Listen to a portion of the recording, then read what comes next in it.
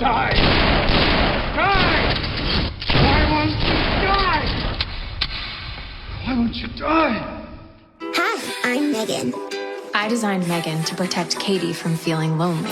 You're gonna pair with her. It's insane, right? I won't let anything harm you. Megan!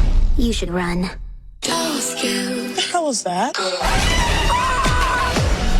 Did Megan do something bad? Hold the door! What are you? I'm Megan. Megan, rated PG-13. You ready to go? Because I've been recording for the last 10 minutes. Oh, shit. Yeah. I always do that just in case we get some good morsels of information. I don't know. Oh, cool. Damn, what you got there? Like a peach? We're both drinking a beer, too. I just noticed, too. Oh, okay. Yeah. No, I got do you guys have Trader Joe's over there? We do have Trader Joe's. You got like a lemon or some shit in there. Oh, like I threw I usually throw a lime in there, but it's a lemon. I just cut up a lemon. I don't have any limes. Yeah. So this is basically, it's called Trader, I don't know if you say it, Trader Jose's. Damn. All right. So it's basically their Corona knockoff, but it's like $1 cheaper. So I'm like, hell yeah. Tastes like Corona. Damn, that's what I was like. You got the nice Corona with the lime in there, son. Oh yeah, Corona's my favorite beer, man. I love Corona. Yeah, I like Coronas too. But yeah, I'm all cheap with the Bud White Wheezies. I was gonna say, I never knew about beer back in the day, man. Like in high school, yeah, man, tall boy. But like back in the day, because I would just drink whatever was at the party or whatever I could get my hands on, right? You know what I mean? Like, and usually the cheap stuff, you know, we scramble up a couple of dollars in high school or whatever and have someone get it for us, whatever. It was, Budweiser, PBR we drank, which became like more popular here in Hollywood, like in the Hollywood area. Like it became like a hipster drink. And it's like, you can drink 1,000 of them bitches. Yeah. You could drink 1,000 Natty Lights, man. Natty Ice? Yes. Oh, yeah. Yes, Natty man. Lights? Bro, we used to crush a whole 30-pack and not feel anything except pissing all night. We were just pissing all night. Yeah, we had some Natty Ice parties by ourselves, boy. The 30-pack, boy, you can't lose with the 30-pack. That should be like $13. Well, I was about to say. It was about half the price. You get like 50 cents a can. You know. Yeah. Natty Ice. Yeah. Hey man, when you're trying to get twisted on a budget, you go for that Natty Ice, or you go for those the Four Locos before they reinvented the formula or whatever. Before they remember that. Yeah, them bitches was straight fucking nuclear fuel, yo. The Four Locos, son, them bitches will fuck you up. Remember when they first hit the shelves and everybody grabbed one and you got twisted off of one? 140. That's the can, right? Yeah, it was a tall can. And and I think the people at Four Loko were like, you know what? I think we gotta dial it back a bit because we want our customers to be drinking more. They're getting drunk off of one. You know? Yeah. So they reformulated the whole thing and switched it up. Plus, I think there's like a real bad thing going on when it comes to energy drinks mixed with whatever the fuck. What was the Four Loko? Malt liquor? I don't even know what that was. Yeah, I think it was malt liquor. I think it was like energy drink mixed with malt liquor. Yeah, that shit like can turn into a werewolf and shit. American Werewolf in London and shit. You know? For real, it was crazy. Shit, man. Malt liquor and motherfucking energy drink, son. If Vampire in Brooklyn came out today, they would have that endorsement in the movie. Him drinking a Four Loko or some of that. Four Loko, because that's some hood shit. Yeah. I think they still have them around, right? Oh yeah, they definitely got them around, but they dialed it back on the loco-ness. Mm-hmm. You know, I'm telling you, we used to get twisted in high school, man, off of that shit. Yeah, I think my wife went to a bachelor party with her friend, and her friend they were off the Four Loko, and I came in my fucking living room. She had threw up all over the couch, all over the floor, blue shit. It was fucking. She was fucked up. My wife was in the car. She couldn't get out of the car because she was like paralyzed. Oh, this was a friend that came in throwing up? Yeah, a friend that went to the party with her. She was completely fucked up and then left the house without cleaning it up. Oh, that damn! What? Yeah, she didn't do shit. She just left. That's more disrespectful than Rick James stepping on the couch. Fuck your couch. Yeah, fuck you. I'll grab my feet. Never gave y'all money. Yeah, exactly, man. That's damn. At least clean it up or something. Didn't even make it to the trash can, huh? They was fucked up off some Four Locos, boy. That's crazy, man. Well, we're here, man. Episode 4. We're going to be talking about good old M3GAN. And this is M3GAN with a 3. M3GAN. And I already forgot the acronym. You remember what it was? Because it stood for something. Oh, I don't remember what it was. Was it? I don't even have it pulled up. Maybe I could find it along the way, but Mechanicals. I don't know. She said it really quick in the movie. Yeah, the character Gemma said it real quick in the movie. So we'll go over it. But what's going on, everybody? We are back. Why Won't You Die? Another podcast, man, with my boy Q coming in from Michigan. I'm from Cali. What's going on, Q? How you doing, man? What up, West Coast? Yep, all the way here on the East Coast, about to lock some stuff down, talking some M3GAN tonight. You know what I'm saying? I'm hyper. Like I said, as always, a pleasure to be here, man. Our last one, Dust to Dawn talk, was fire. So, you know what I'm saying? Fun. I'm expecting nothing less than the best tonight. Oh, man. I mean, I'm not going to compare M3GAN to From Dusk Till Dawn. That's some hard shoes to fill. But it was a movie. And, you know, before we get into it, we just dropped a reaction, my girl, and I don't know if you saw it on the channel just yesterday or a couple days ago. And no, it was just yesterday. Yeah, actually. Well, depending on when, you know, we're actually recording this February 6th, 2023. And man, we saw it. It hit Amazon and we wanted to take a chance on it. And we never laughed so hard in our fucking life. All right, I gotta hear about it. Yeah. So that's on the channel. If you guys want to reaction yet? Yeah, I was about to watch that one next. Yeah. If you guys want to check out our reaction on youtube.com/Flix Talk. But yeah, man, it was something else because, you know, a lot of people were talking about it. We had talked about it here on the channel on other episodes about how much it made over 100 mil off of a $12 million budget, I believe. And that's a lot. That's good. That's Blumhouse's recipe, right? Making something, you know, in the horror genre for 10 to 20 million and banking crazy off of it. That is their forte. At this point, are we even mad that they're doing this, or are they just cracking the code? I mean, it's just, what do you think about Blumhouse's strategy for doing this with horror movies? I think it's smart, man. Horror, it's I want to say, I mean, it's a easy genre to get into.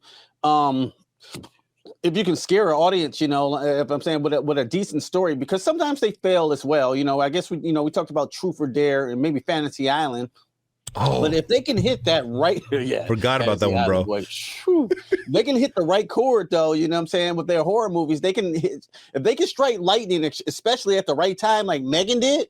They can hit go, because I believe Get Out was a Blumhouse production at the beginning, right? That was one of their big ones. Yeah, that was one of the early ones. Yeah. Now it's an all-time classic. So I think they believe in, you know what I'm saying, giving creators who haven't maybe not made a full film yet or on their second, you know, a small film to the second film, giving them a chance and seeing what they could do if they got the right type of IP. And like M3GAN was the right IP at the right time, I think.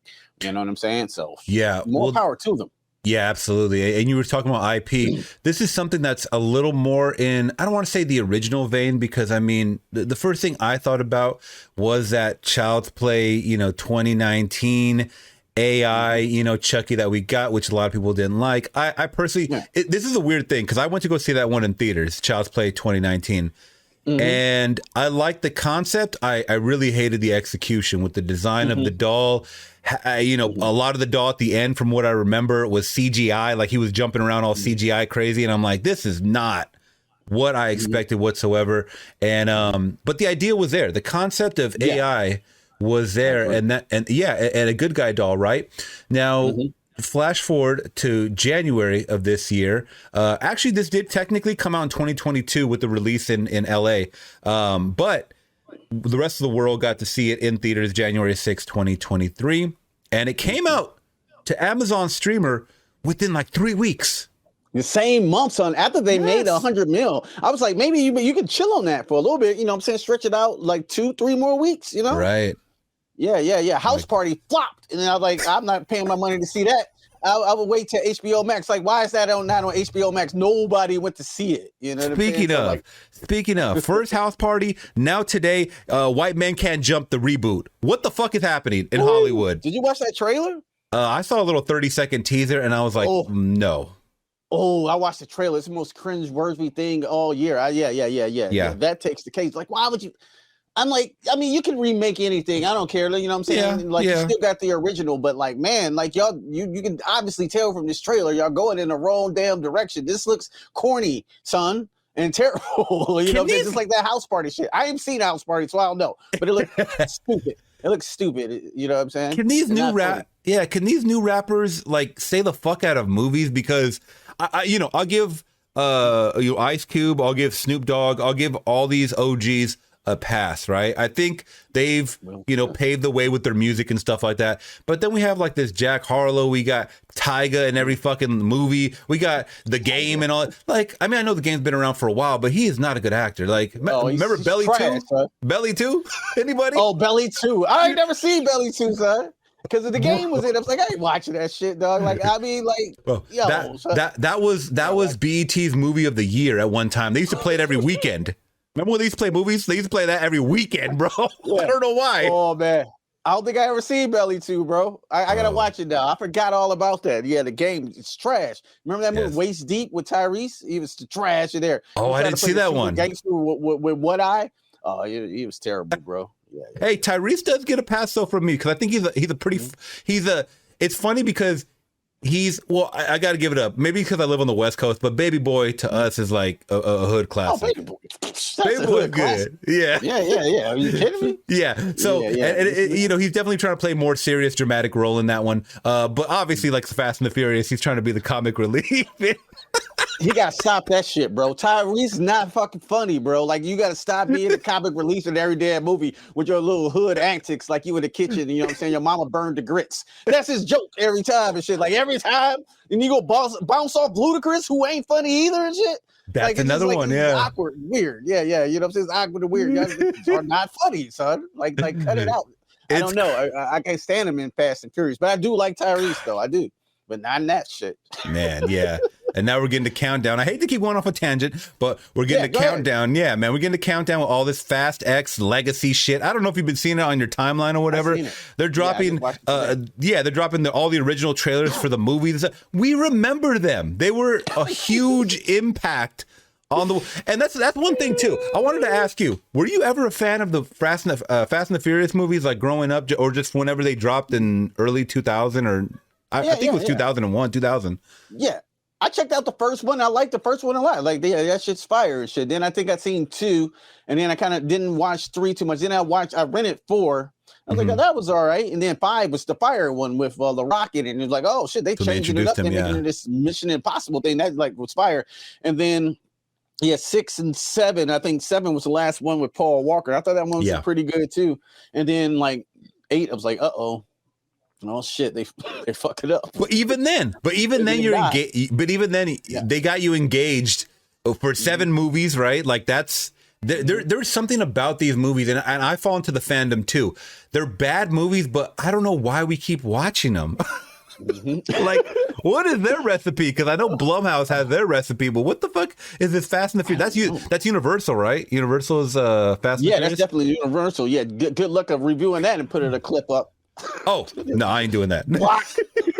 But they definitely got gold with that franchise. And yeah, I think the next one's going to be a 2-parter, but we're not talking about that. Man, it's just so much craziness of the IP and reboots and all this shit going on. But it does tie back around, at least from what I thought with M3GAN, of an Android story. But I will say the doll itself, before we get into it, does look interesting and fascinating. Like, it looks cool. That's one thing to me as a whole. M3GAN looked very, very cool, and almost like she has the big anime eyes and stuff like that, and and we'll get into the whole because there's an actual girl in there. Yeah, I said she looked like Vision from the Avengers mixed with the Olsen twins. Oh my god. Oh, that's funny because actually in the reaction, my girlfriend said that she does look like she could be an Olsen twin and an Olsen sister, like a little Olsen twin. And that poster looks cool when you walk by it with the eyes and shit. You know what I'm saying? You see the big ass eyes and shit. Like, I kind of want to see it. It was always intriguing. It's almost that's what started it. The poster, It's almost like you're looking at the Mona Lisa. They always say that picture follows you. Like whenever you're like looking, whatever part of the room, it looks like her eyes are following you. I think that's the Mona Lisa. I could be totally wrong about that. Yeah, no, you're right. It is the Mona Lisa. Yep. But before we get into it, my friend, let's get into some news, because there's actually some good horror news that dropped today.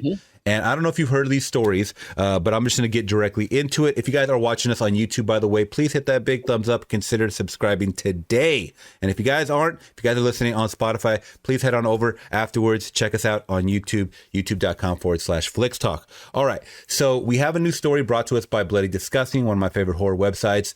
So do you know about this phenomenon that came about mid last year, called the back rooms? No, I don't. I'm not. Okay. I'm not aware.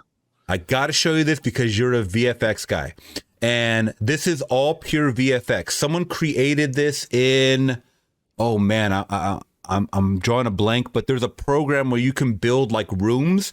You can build 3D like rooms and stuff like that. I forget what the program's called. Okay, Unreal maybe. I don't know. Something like that, but it's it was created. And there's a lot of lore behind it. I know I'm butchering this, but there's a lot of lore behind it, where it starts off with this kid who's doing like, it looks like maybe in the early 90s, because he has a camcorder.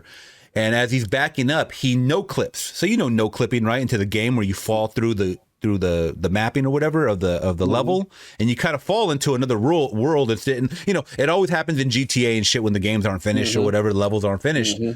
But kind of floating in the air. Exactly. Like, oh. So that's what happens. But this guy created this in this program, and he called it the back rooms. And this kid is just walking through these rooms, and he encounters these monsters. Wow. Now this sparked, and I knew this was going to happen too, the curiosity of A24, Atomic Monster, which James Wan, Churnin Entertainment, I'm not sure who that is, and 21 Laps Entertainment. They're joining forces to adapt Kane Parsons. He's the one that created this, the massive viral YouTube horror universe called The Backrooms. And they're gonna create this movie based on it with James Wan. And I got to show it to you because it's such a creepy thing that you'll just go dive deeper and deeper and deeper into the lore. You're literally just walking into rooms. It's like a catacomb, like endless rooms, hundreds and hundreds of miles of room and stuff like that. And people have really dove deep into this, something that it's like, they're talking about it like it's real, and it's not. It was created out of just thin air. And this guy created it as a VFX project for YouTube. But he created a bunch of back lore with scientists and all this other shit working on all this stuff. And it's all fake, bro. Damn, no. That sounds wild, bro. That sounds like dope. That's something that definitely be up my alley. That sounds dope as hell. Yeah, so I gotta check that out. So there's not much information other than James Wan is attached to it. Roberto. And A24. Huh? And A24. Roberto Patino, who did the show called DMZ. I don't know if you heard about that one. That was the one. It's a DC show. It had Rosario Dawson in it. Recently. I remember that. Yep. Yeah. Mm-hmm. So I didn't see it. Yeah, he's also attached to write the screenplay and produce. So the science fiction horror is based on the world of Kane Parsons' viral videos. The film's plot is kept under wraps. The press release details Kane Parsons is a 17-year-old director and VFX artist. His viral found footage YouTube series, The Back Rooms, has amazed nearly 100 million views. Parsons will direct the film over his summer vacation.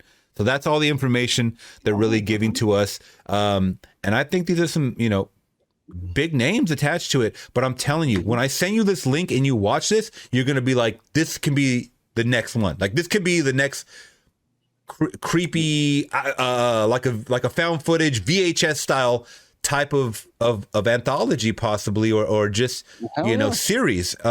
Because one, it's cheap to make, and two, it's creepy. It could just go on forever because they are already written all this lore behind something that doesn't even exist. It's crazy. So is it based on an anthology, or is it gonna maybe be an anthology, or it might go? And, that's just my that's just my my guessing. You know what I mean? But it looks insane, and there is creepy. Yeah, there is creepy nature stuff to it, because to a lot of people, just being like lost in something that you don't know how to get out, and there's no windows, there's no nothing. It's just rooms. It's called the back rooms, and sometimes that's the most scary. You know what I mean? Yeah, that sounds terrifying, bro. Yeah. I mean, you heard about Five Nights at Freddy's, right? The game? It's a game. Well, they're making it. Blumhouse is doing a project with that. Mm-hmm. Yeah. My son loves it. He's like 10. Yeah. He's like, That's with it. Yeah, I haven't played the actual game, but I see him play it all the time. It looks cool though. Like I always thought those Chuck E. Cheese animatronics were cheap. It's like when we were coming up, they had like the real scary ones. Like Chuck E. Cheese got like a hat and skateboard now. Like back in the day, it was like, doop, doop, you know what I'm saying? They used to go off and play the piano and shit. They used to be like terrifying, Once again, another thing. Sometimes people are creeped out by animatronics and things like that. Once again, full circle with M3GAN. Who's a little more AI though than the typical animatronic. But next bit of information, my friend, and this is the biggest one, and I wanted to talk to you about this. I don't know if you saw it earlier today. Jennifer Love Hewitt and Freddie Prinze Jr. are returning for a new I Know What You Did Last Summer sequel. An official canon sequel. Oh wow. No, I didn't hear about this. Now, I'll say this before I get your thoughts. So I've been seeing a lot of Freddie Prinze Jr. on my timeline, and he's making his rounds on the podcast circuit. He's talking about a lot of shit. He's talking about how they try to fuck him out of money on the damn Scooby-Doo movies from 20 years ago. So he's exposing a lot of Hollywood. And I was like, why is he doing this? Is he writing a book or something, or what's going on? I guess he's trying to make his leap back into Hollywood. And this seems to be the next one. Now, Jennifer Love Hewitt, I don't know what the hell she's been doing, really. Yeah. But what do you think about this news, man? Yeah, why not, man? I mean, Scream came back. Scream's doing it big now. They got 2 sequels off of a slight reboot remake. You know what I'm saying? So, why not? I know what you did last summer. I'm with it. You know what I'm saying? Take it from the parents' perspective. You know what I'm saying? Now they're parents now their kids are getting terrorized by the fisherman guy. You know what I'm saying? And who's doing it? I'll watch it. 100% sure. Michelle Gellar back there. Yeah, they're a little older. I mean, they're in their 40s, but they're not, you know what I'm saying, like super old, like Harrison Ford or whatever. But so like, imagine. Yeah, that'd be the grandparents coming back. And, I killed the slasher. Yeah, I killed the fisherman back in 1958, and like. I know what you did, you son of a bitch. Get off my grass. Oh, damn. He went Gran Torino on his ass, huh? Yeah. But no, I mean, I'll watch it, man. It's based in the suburbs. I can see it. I can already see the script. Be a very simple script. As long as they keep it slasherific, I think it'd be fine. I think I ain't mad at it. Even though those are not my favorite slashers of all time. But they were for the times, I would say, you know what I'm saying? They were the movie of the times. After Scream came out, everybody had, what was it? Urban Legend, all those, you know what I'm saying? Faculty. I know what you did last summer. The Faculty. I dug the Faculty a little bit. I like that. Yeah. But yeah, like you said, I mean, everybody had that moment in time where it was like something either supernatural or a slasher or something scary was happening to a group of teens. That was it laid out, right? And like people that like a scary movie, they spoofed that movie for like 30 years after that. They just kept that shit going forever. Man, Snoop Dogg and Cat Williams in it and all type of shit. Jesus Christ. But I mean, were you a fan of the original I Know What You Did Last Summer, and then even the sequel, the actual sequel they had with Jack Black with dreads? I don't know if you remember that. Oh yeah. Damn. Did you see the sequel? Right. Yeah. I it's hard to remember. That was the one with Brandy in it, right?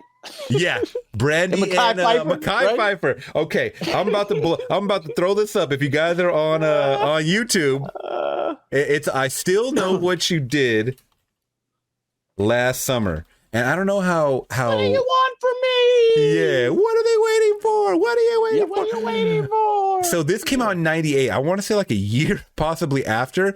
And what do you think the sequel got on Rotten Tomatoes score wise? 42%. We're looking at about 7%, my friend. Oh wow! I was being way too generous. Yes, I think you were. Damn. But damn. So yeah, if you guys I don't even remember that movie. It's a very forgettable movie.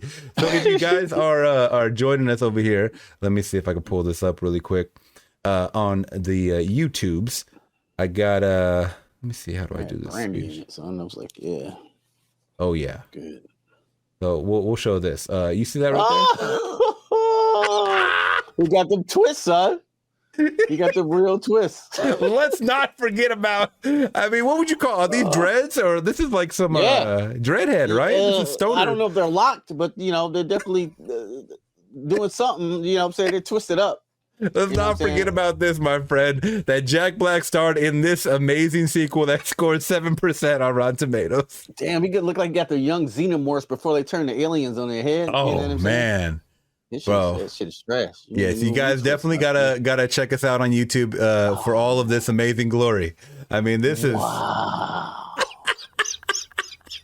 wow, bro. This one was pretty trash. I'll be honest. And obviously, he's a stoner character. You gotta show him with the joint right there. Of course, he knew he had the dreads. He had that. Come on, back then in '98, and you knew you were smoking. You know what I'm saying? If you had dreads back in the 90s, I mean, that was just part of your character. That's who you were. Man, still smoking like Cheech and Chong. Yeah. But that's hilarious. But the original to me was, definitely a product of its time. We tried to rewatch it a couple years ago because I remember my girlfriend saying that it was like one of her favorites. But she's younger than me. And we went to revisit it. It wasn't that good, man. Mm-hmm. It wasn't as good as I remember. I'll say that. Mm-hmm. But I can see that. Yeah, it's like one of those those relics, where it's like, you think it was a little better than what it was because you were, younger, obviously. Yeah, but like younger. Yeah, but like you said, it was around that time when a lot of this stuff was happening, and I think that's what made it special. Is that the 90s, man? The 90s were a time in itself. A lot of things look goofy looking at it now, 20, 30 years later, right? Mm-hmm. Yeah.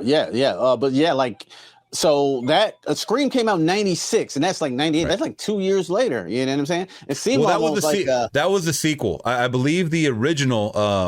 I Know What You Did Last Summer. Probably like 97, ain't it? Let me see. That's crazy. The original came out in. Let me see. I'm kind of 97. Yeah, so they dropped it back to back, and sometimes rushing that shit is not the best, right? You can tell it was rush sauce. What I Know What You Did Last Summer, because they were trying to hurry up and capitalize off that teen stalker thing that Wes Craven did with Scream. But Scream is obviously the superior film, I think. You know what I'm saying? You can still watch. I still watch Scream absolutely. Today. You know what I'm saying? I had to throw on Scream. My wife's like, "Why do you watch this movie all the time?" Like, because it's good. I don't know. You know what I'm saying? Billy and Stewart is shit. Right?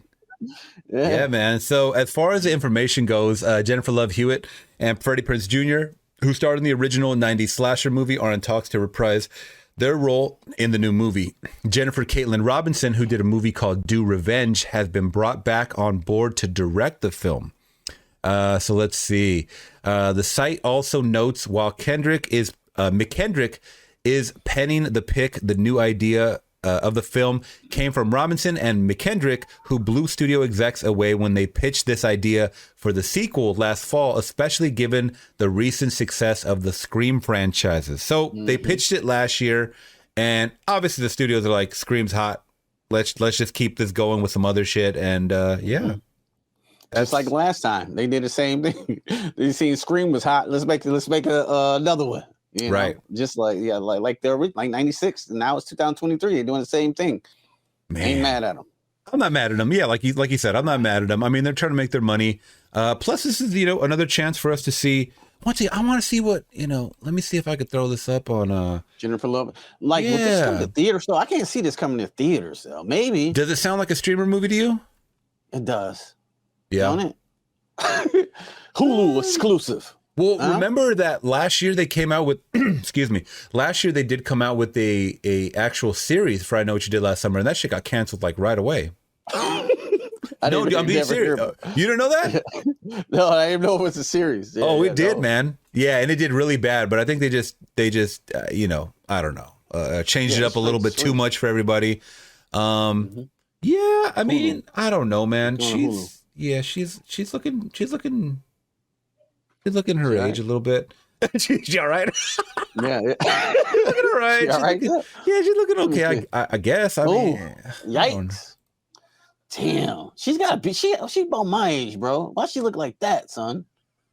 She's got to be like 46 years old, straight up. How old is she? Why does she look like such she looks like such a Karen in this fucking photos?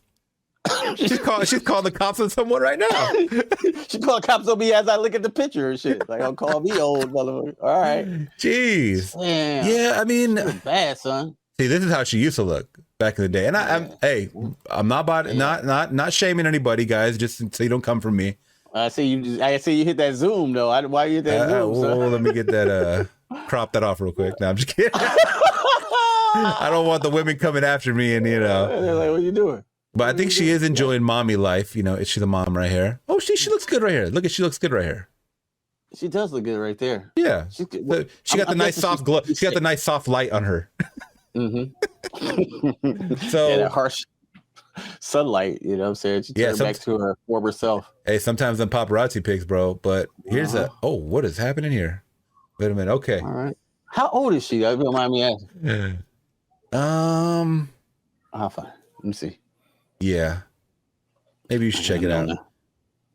Bro, what is happening right here? Is this a real picture, bro?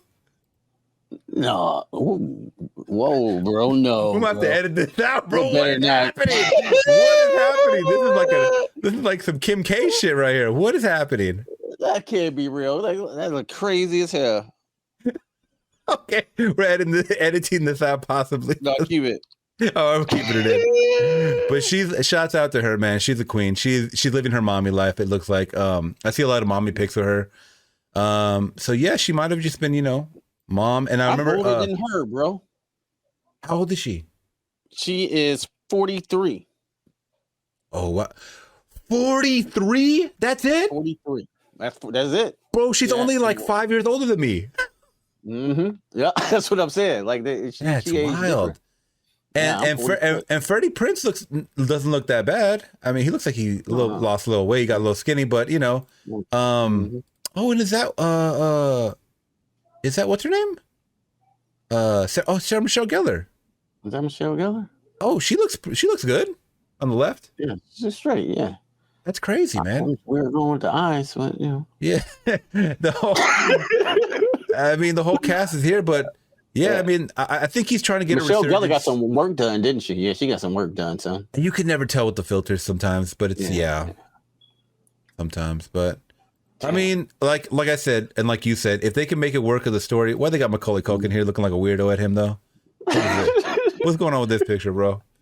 I don't know. It looked like he got his finger in his butt or something like that, like something weird. So, man, you guys got to be checking this out on YouTube if you guys aren't already. But yeah. Shouts out to Freddie Jr. It looked like he's aging, like how he's like for real, like like that's how he look at her. He look a little, sick or something. You know what? I mean, look a little bit. I was gonna say, well, you know what? It looks like he's not like using a lot of those fillers and shit that people put in their face, Botox and all that stuff, which I praise because I don't plan on using that. I know it's popular in Hollywood and stuff like that, and it's like that could really jack you up, man.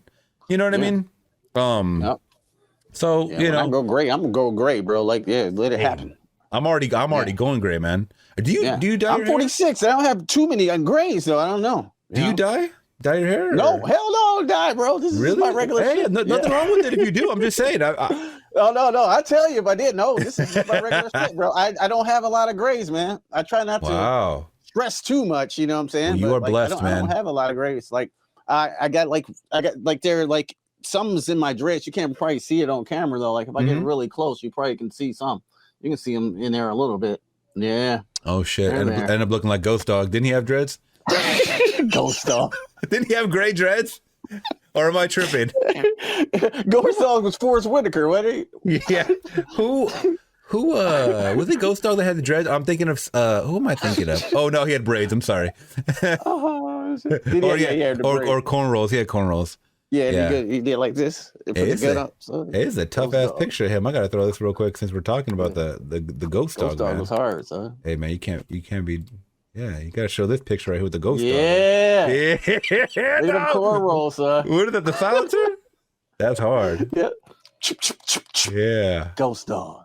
It's actually a ghost dog. Is it an actual ghost dog? Oh, I'm done. Come on, you don't talk about Ghost Dog the movie. You don't talk about this one right here, son. Yeah. You don't talk about this one right here. Yeah. He used to do his gut like this. I was like, damn, all right. Samurai. Jeez. I see that. It's like, The way of the samurai, man. The way of the samurai. Mm-hmm. All right. So, yeah, I mean, I wish him luck. It's going to be a hard IP, I think, to keep off the ground as far as like trying to make it become a Scream franchise.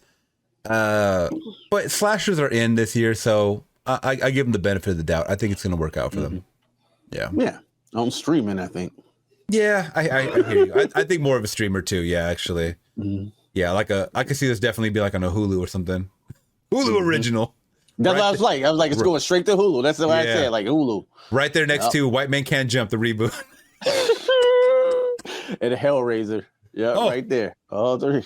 Yeah, I kind of liked that movie when it first came out, but now that I heard it on a bunch of podcasts, like people talking about it, and I'm like, yeah, it wasn't as good as I remember. Like I wanted it, I guess, to be. Yeah, it was all right. Yeah. All right, but Megan, let's get into some Megan talk. Yep. So here we go with the storyline. When Gemma suddenly becomes the caretaker of her orphaned 8-year-old niece, Caddy. Is that the girl's name? Caddy? I already forgot the little girl's name. Yeah, Jeez. Caddy. Gemma's unsure and unprepared to be a parent. Under intense pressure at work, Gemma decides to pair her Megan prototype with Caddy in an attempt to resolve both problems, a decision that will have unimaginable consequences. Sorry for butchering that, guys. I'm really bad at reading shit sometimes. But yeah, so this movie we did watch on streamer. You saw it in theaters, right? Yeah, I went to go see it in theaters. Yeah. Okay, so what was your theater experience like? I mean, was there a lot of people in there? Like, was the crowd cheering? Were they laughing? Were they crying? Were they scared? What were they? I remember a lot of laughs going on in a theater. I went to see it on Friday night at like 9 o'clock or something. Did you see it on a premiere night? Theater. That's Saturday. So if it came out like Thursday, I didn't see it on Thursday. So I seen it on Saturday, with my wife, and I remember laughing most of the time. Nobody didn't seem really particularly scared. You know what I'm saying? Yeah. So like we were just having fun with it. That's what I remember. Most of the audience. Okay. Yeah. So I guess I didn't know that this movie was going to be as campy or as comedic as it was intending to be, because I mean, we saw it, first time reaction and whatnot on the channel.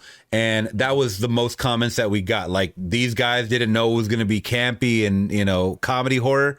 No, we didn't. I think the trailers really pitched it as a horror movie. That was just me, but I guess I should have known better. It being an AI movie. I mean, some AI movies can be, serious, I guess, whatever. But I mean, look at the movie AI with Steven Spielberg. So yeah, that was dark. Shoot. Yeah, even the first Terminator is a horror movie. The first one, it's a horror movie, son. Oh, yeah. Absolutely, especially like you said, especially the first one. So this is brought to us by Gerard Johnstone, and he only directed a movie called Housebound, which I've seen at the Dollar Tree, and I've not seen the movie itself. But the cover looks very familiar, from 2014. Other than that, M3GAN is pretty much his probably big debut. And as a director, I thought it was okay. The cinematography was okay. Like it definitely kind of put me in, like what was this again? Oregon or something. It definitely put me like up north, where I'm at in Cali right now. Like more of like that Silicon Valley, because everybody was all tech and tech this and tech that, and a lot of the lingo and stuff was going around, and people needed deadlines to reach and stuff like that, and I definitely felt like I was in that setting, But the cool part about Oregon and up there is that it is very woodsy, and there's a lot of scenes in here of woods, right? Especially that one where her interaction with the boy, which was a very probably to me, that was the scene that made us react the most, because you got the ear pulling. But yeah, that was weird. She would pull his whole damn earlobe off like silly putty, son. And that's when I was like, okay, this is definitely not your typical horror movie. This is like some slapsticky. But I definitely got sucked into all the world building, I guess, after a while. So this movie does star Allison Williams as Gemma. So Allison Williams, we know famously from Get Out. We were just talking about who, I mean, I don't want to give spoilers on that if you've never seen Get Out. If you haven't, Jesus Christ, what are you doing with your life? You got to see Get Out. Yeah. I mean, she played Rose in that movie, and she played someone that we thought we knew in the beginning, and towards the end of the movie, she's a whole different person. She was definitely had a secret. I'll just say that. She's been in a couple movies along the way. She was in a show called Girls for a while, a very popular show at HBO, I think. And then we also have Violet McGraw, who plays Caddy. We have Ronnie Chang, I believe, as David. We have Amy Donald, who actually plays Megan. So we'll get into, actual person in the Megan suit. And then we have a whole separate voice for the Megan voice, is played by Jenna Davis. And that's kind of our major players. Of course, we have side characters like the neighbor and then the tech friends and stuff like that. But they're just side characters. You don't really, follow too much. It's more about Gemma and Caddy, right? Mm-hmm. And initially, we're just kind of thrown into this movie as we see that Caddy's parents are killed in a snow accident, I guess. It's just one of those situations. And I love the banter back and forth because, well, first off, we're introduced to this like commercial, Perpetual Pets. Remember that? Perpetual Pets. Like the little Kirby. Yeah. Mm-hmm. It looked like a Furby doll. You remember the Furbies? Yeah, Furby. I mean, Furby. Yep. Yeah. It looked like a Furby. Yeah, so, and I totally forgot about that, but my girl along the way, she was like, oh, it looks like a Furby, and I'm like, damn, that was like a total Furby ripoff, with big teeth, and it was pooping and stuff. I was like, what the fuck is this? The ears, they ripped that shit off. Yeah, it was crazy. It had a built-in camera and stuff like that. So we find out that this is Gemma's work at, I believe the toy brand was called like Funky, Funki. Oh, damn, yeah. Yeah, I was like, this ain't Funko Pop, this is Funky. So, yeah, I thought that was pretty funny.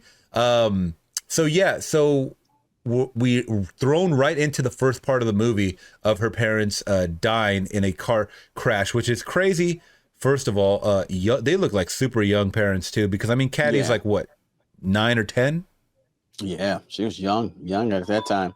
And I like that scene because they're going back and forth with her being on her tablet, I believe. Yeah.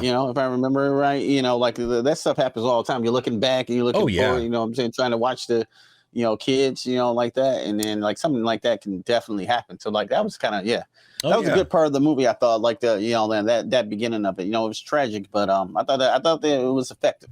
And I like that's what built the tension to me thinking that this was a serious movie is that, okay, you're creating the ambiance. You have the death of the parents, right? Caddy does survive. Where Gemma, who is the is she the sister of the mom that passed away, right? Okay. Yeah, she was the sister. Yeah. Right. Mm-hmm. So she takes on the responsibility. It's almost like she forgot that she had this responsibility to take on, probably because you're just over there signing papers like, oh yeah, I'll take in your kid, you ain't never gonna die anytime soon, right? I'm just signing whatever.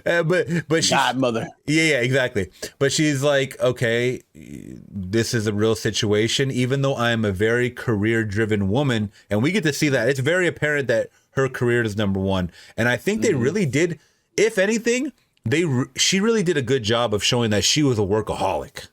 Mm-hmm. I thought at least, because she was doing things like forgetting about Katie at one time. I think she told Katie like to go on her tablet and that she'll get her for dinner or something like that. And then she's like, oh, I'm so sorry. I forgot. I got wrapped up in my work on the Furby project and shit, stuff like that. I think they did a good job of building those blocks, and she takes her in.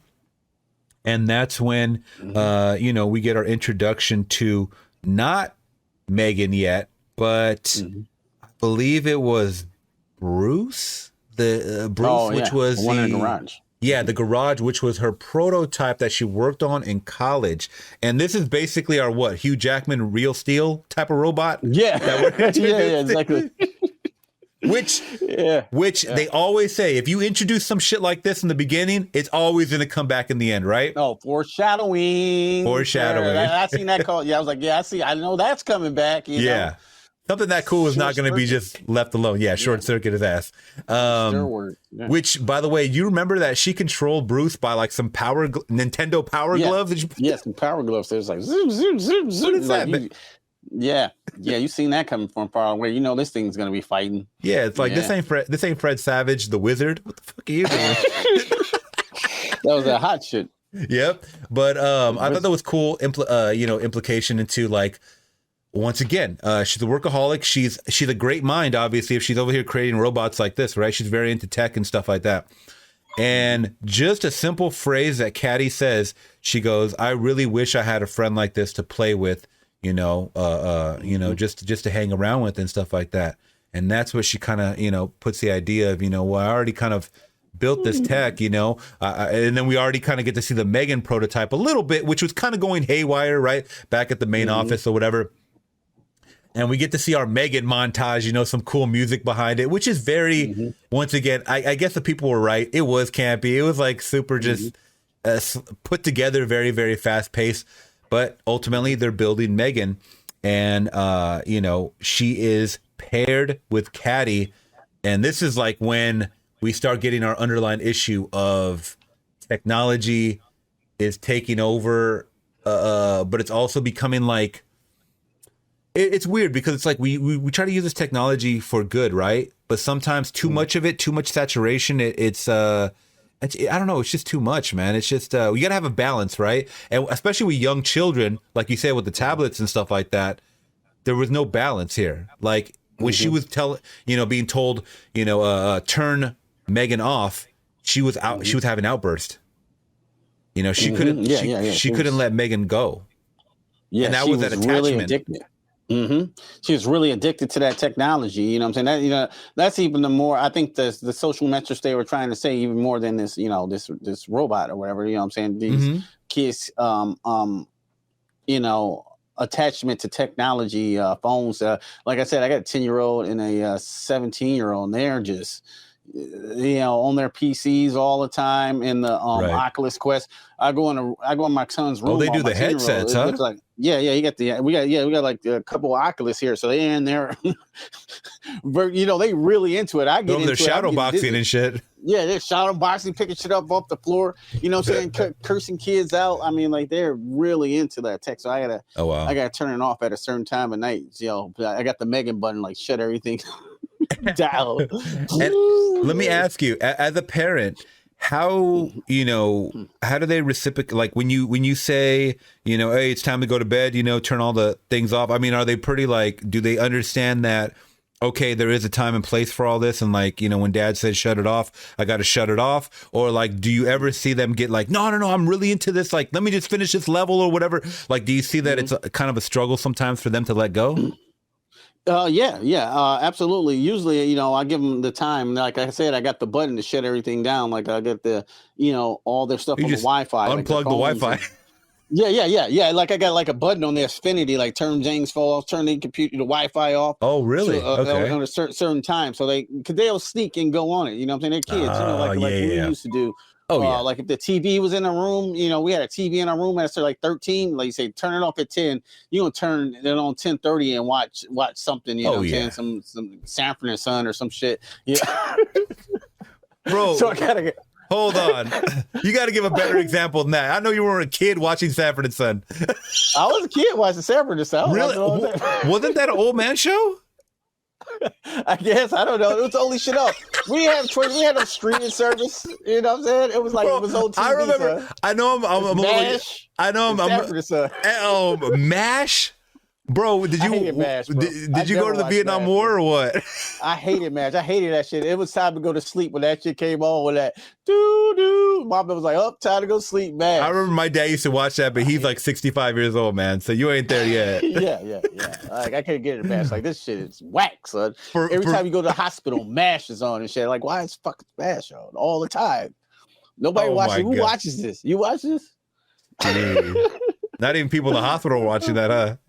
At least Sanford and Son was funny, you know what I'm saying? They had Esther, ugly, you know what I'm saying, fights, and Red Fox was funny and shit. He had a junkyard, he used to talk shit. So oh my God. For me, I was sneaking out trying to watch Beavis and Butthead because that came on late night MTV. I tried to watch I snuck out and the reason why I say try to watch, because my ass would always get caught and I would always get whooped. But and Monday Night Raw. Oh, nice. Yeah, the wrestling. The wrestling, man. And that came on later. 11. That came on at 9, but it ended at 11. And I was supposed to be, when I was 9 or 10 years old, man, I was supposed to be in bed by 9, Yeah, you got to sneak. You got to see them last matches to 11. Yeah, I know all about it. You over there sneaking out. You got the volume real low until you hear, "David, you're not in your room. Why you?" You know. Yeah, yep, I know all about it. So they got the same thing, but now they got everything. They own everything. They own computers, tablet. You know what I'm saying? My son got 10-year-old. He got 2 phones. He got one I just turned on from another phone, which is my old phone, which is still hooked up to the Wi-Fi. His computer is Nintendo Wii.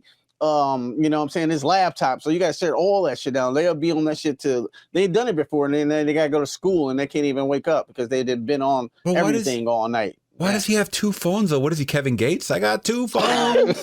Remember that song? I got 2 phones. One used to be mine, and he didn't have a phone. And, you know, we're all older, so we had like our own phone lines. And so I gave him my old phone I had, but he can hook it up to the Wi-Fi that I don't use. So he can just hook it up to the Wi-Fi and feel cool, okay. You know, like a tablet. But now he got his own phone, like it's real, like an iPhone now and shit. Like now you think he's sweet. Thinks he's a hot shit, man. That's funny. Yeah, man. so you got to shut all that shit down. You got to have a control. They won't shut it down, you know. Or he'll come down here and ask me, like, can we just stay up till 12:30? You know, 12:30. Take your ass to sleep. So for real. Yeah. Mm-hmm.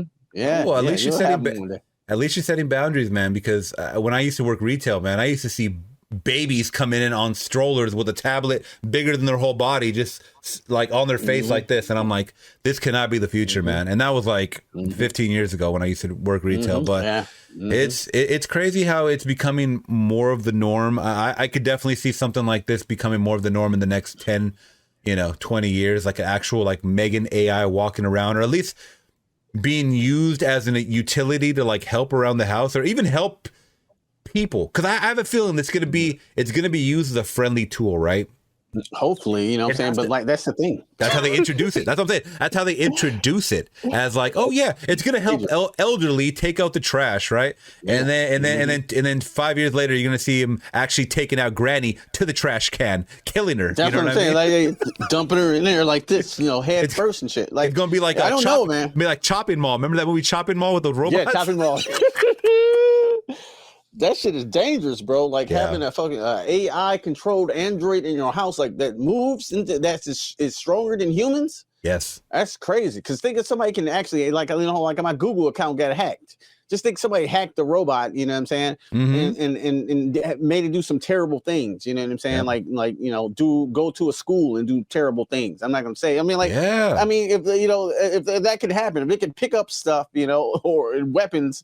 And fire stuff. All you have to do is hack it and then write some different code or whatever and have it do some wild shit. So it's only a matter of time for somebody to do that if that was real, Man, by then we better get the resistance out here and John Connor, get some John Connor out here. Because they got those robots that they kick around, you know what I'm saying, and they pick up the boxes. You seen it? You seen the Boston robots? Yes, you know what I'm saying. They do. You know what I'm saying. They can help the worker and go get some. So the technology. I'll have to put that clip up right here. If you guys are watching on YouTube. Yeah, it's here, but I think it's too dangerous. Here. Yeah, you seen the dogs walking on the street? The dog ones that are walking on the street? Yeah, the dog, and they kick the dog and it'll balance itself back up and climb up the shit like this. Yeah, it's here and it's coming. And, they're thinking on their own too. It's like no one's controlling that. You know what I'm saying? It's doing it by itself and it's balancing itself. Boston Dynamics. Yeah. So like, they have it in a lot of the major cities too. I know New York, when my brother was there a couple years ago, he said he saw like, because they do this in LA too. It's like those Uber Eats deliveries, but they're like little robots that deliver like your food. Have you seen that shit? Yeah. They actually cross the street. Yeah, they cross the street. Oh wow! Yeah, they wait at the street corner, and then I don't know how it turns green, and then they go just across the street with your food. It's fucking crazy. And like, what's to stop them from like accidentally going into Skid Row and like homeless people picking up the damn French fries? And you know what I mean? Like, what the fuck? How are they supposed to stop that from happening? Yeah, it could happen. Yeah, because this is an automated McDonald's now. Like, you just like pull up, and the robots come give you your food now. Yeah. Oh, I'm telling you, man. When I go to Taco Bell, I don't even talk to anybody at the register. I go to that damn marquee and I type in my order and I just wait for them to call my name. Yeah. I thought that was weird because I went to McDonald's too. They like, oh yeah, I want to order a Big Mac and fries. Like, no. You order on the marquee. Like, what are you talking about? You right here. Just take my order, bro. You gotta order on the marquee. Like, why? You right here. Just bring my fucking food up, guy. They're Yeah, they're collecting their hourly check, and that's it, man. Their hourly pay, and they're just like, hey, we're not doing extra shit. You better go read that marquee. Yeah, so I got to do the marquee so you can put pickles when I said no pickles on my hamburger, right? You know what I'm saying? Who said AI is in charge of the no pickles on my hamburger? Well, shit, bro, we're already bagging our own fucking groceries in Walmart. What the fuck? Yeah, you know what I mean? They're already eliminating cashiers. They're eliminating, bag boys or bag people, whatever you want to call them. And it's crazy. Times are changing. This is just the little baby steps to M3GAN. I'm telling you. Yeah, M3GAN's coming. Unfortunately, it's going to be M3GAN is crazy. coming. So in the movie, at this point, M3GAN is here. We got a full functional M3GAN. Man, I love that scene when she comes in with her glasses in the house. And she's looking so so dripped out. And she's just like, she takes off her glasses and shit, and they're playing the music in the back. Yeah, she's over there like looking around like, She's over there analyzing everything too, like she's scanning everything, and it's very Terminator vision, you know? yeah. She walked in there like, I'm about to fuck everything up. Yeah. Yes. That over there, that collectible, for show. You could tell she was very judgmental too. She was like, I kind of like this place a little bit. She got a little bit of style here. You know?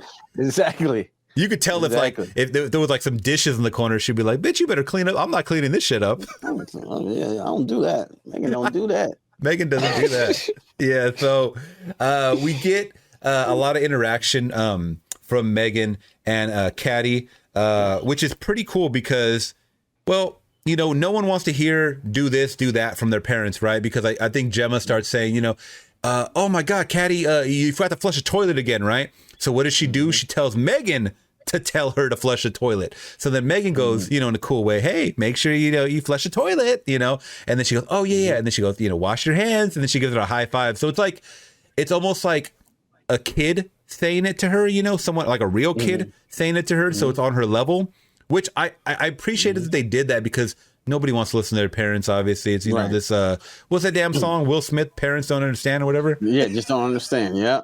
Don't. Yeah. Wasn't Will Smith like 30 years old when he rapped that song too, by the way? What are you talking about? Parents Don't Understand? Yeah, he was definitely. Nah, he was not that old, but he was definitely in his 20s.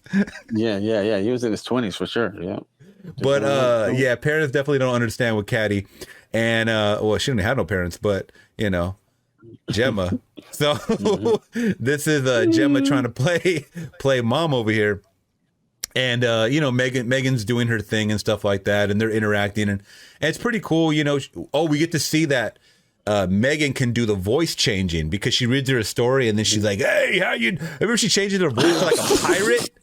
Changes her voice to like she's reading a story about the pirate ship or something. On the jolly pirate ship, And at first we were confused. We're like, where is this voice coming from? Is this a narrator or something? Like, what's happening? And it was coming from M3GAN. I was like, that is dope. Oh yeah. Oh yeah. That's like your what I'm saying, your home devices can do that now. Like our G device. I'm not gonna say it. I don't want to send anybody thing in their house out. The Alexi thing and the G thing. For like 2 years, our home device was speaking Issa Rae's voice from Insecure. It was just anything you ask it. And have Issa Rae's voice. It was wild. I didn't know that it could even do that until I saw an advertisement saying you can change it to make it say like Samuel L. Jackson's voice. And I was like, wait, what is this, like for a limited time only? What the fuck is this? Like, so I looked it up, and yeah, you're absolutely right. All these different actors and stuff have, and I'll just say A because that's what ours is, the Amazon device. Yeah. It can speak, and I'm like, I don't even know if I would want that. That's too creepy. I'd rather have them speak like an android. I don't know. Yeah. Because we have an Amazon device, and it's very useful to us. But at the same time, there's a couple times she goes haywire and she'll just turn on, or she'll just say, "Oh, I didn't hear you. Can you say that again?" And I'm like, we don't even say nothing. Dude, bro, I got like, I don't know. I got around 10 of them in my house. Oh, damn. Of the G boys, you know what I'm saying? Because I got like okay. 3 in the kitchen, like 1 with the display and a couple with the speakers. I got 1 in each kid's room. It's 1 behind me. It's 1 in my my bat cave room. Wow. And it just goes off weirdly, you know what I'm saying? So I'll be downstairs like this, and then all of a sudden, I'm not even kidding, it'll just start naming off like funeral service, like, yeah, on 124 John Nars, mortuary home. Like, I was like, what? That's not a good thing to hear. That's not a good thing to hear. And it sometimes it would just play music and just do weird stuff. Or like you say, you'll just be sitting here, I didn't hear that. You know what I'm saying? Can you please repeat that? Like, you know, like it'll go up here sometimes, like during a live stream, it'll just say shit. Imagine it just starts playing Highway to Hell, like on Final Destination 2 when she's on the freeway. Highway to Hell. Yeah, you're like, wait a minute. Honey, are we supposed to be driving today? We are not taking the freeway. Yeah, it's weird. It'll just say questions. Oh yeah, it's like it'll say stuff is closed. Like blah blah blah, it's closed right now. But if you check back in the morning, would you like me to check for you? Like, bitch, I didn't ask you shit. You know? That's crazy. Yeah, but it's one of those luxuries that we just keep using it, right? Because it's so convenient. I mean, we just use it for like the weather, or like we ask it a random question of something that we don't know of an actor or a movie runtime or some shit like that. Yeah, whatever, right. You know. But yeah, man. So our first introduction to see how crazy M3GAN is or can be is when Caddy is outside playing with her bow and arrow. I guess kids still play with bow and arrows. I mean, I used to play with bow and arrows when I was a little kid, like those, like, you know, or like super soakers or, you know, toy guns and stuff like that, right? Running around and stuff. But she's playing with the bow and arrow and she loses her bow and arrow and she immediately turns to M3GAN and says, M3GAN, I lost my bow and arrow. Can you find it? Then, you know, M3GAN Terminator just freaking scopes in, zones in on that arrow, and she's over there, you know, just checking out the surrounding areas. She sees that it's in the neighbor who Gemma already doesn't like. She's always getting into it, right, with the neighbor because she has a hole in the fence or something like that. And she sees that the arrow is over there. So she goes over there, leading to one of the funniest damn dog attacks I've ever seen in my life, bro. And this dang dog, which looks like a dingo or something, it looks like some crazy like Australian dog, ends up just biting the shit out of M3GAN. And it's really funny because it's really like a doll. It's really like a doll flailing, like, you know, like flipping around. And then what does Caddy do, man? She tries to save M3GAN and she sticks her head in there and she gets bit. And I gotta give it up to Caddy because that little actress, it looked like she really got bit. Her reaction on her face. Yeah. She jumped back. Yeah.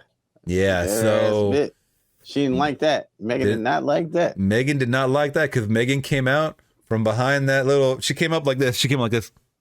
Looking like all like that, and her hair was fucked up. Do you remember her hair was all fucked up, all frizzy and stuff?